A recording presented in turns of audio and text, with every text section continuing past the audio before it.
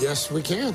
NBC News projecting that Wisconsin was won by Donald Trump, and therefore, as you see on your screen, we are now projecting that the next president of the United States is Donald Trump. He will reclaim the White House. The 45th president of the United States will become the 47th president of the United States, being elected for non-consecutive terms, a feat that has not been achieved since Grover Cleveland did it back in 1892.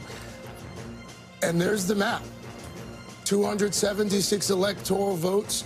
You can see how he did it there. The blue wall has been shattered once again. Wisconsin putting him over. Chuck Todd is standing by the big board.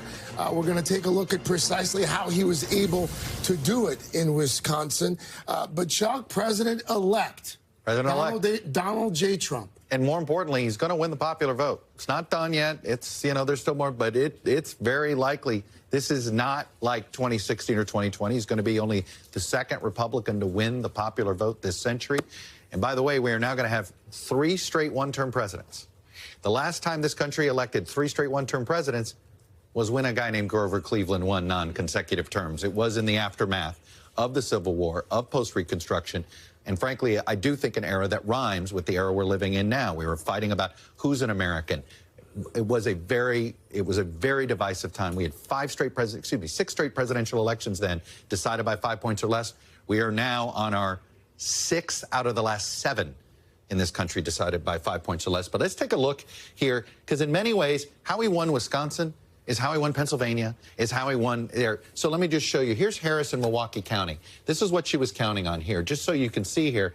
She just didn't get the same amount of vote out here. Just, and look, we're talking a state only decided by 30,000 votes, but she lost a little bit of ground there. Then you look at Dane County. She lost just a little bit of ground there to him, and it was just a little bit everywhere. And then you go and take a look at a place like Brown County, and Trump gained a little bit in all of his red counties. And you go along the lake here, and he gained a little bit. In fact, what were the Harris folks counting on in the northern tier? That in these rural counties, older white women would come over to their side. But his improvement among Hispanics, among younger voters, particularly men, clearly created the combination here, because it is similar across the board. The college towns were not as Democratic. The urban areas, turnout wasn't as much. And even in the suburbs, the turnout for Democrats was good, not great. And they needed great, especially if they were going to continue to lose the amount of Hispanic voters that they ended up losing tonight. Thanks for watching. Stay updated about breaking news and top stories on the NBC News app, or follow us on social media.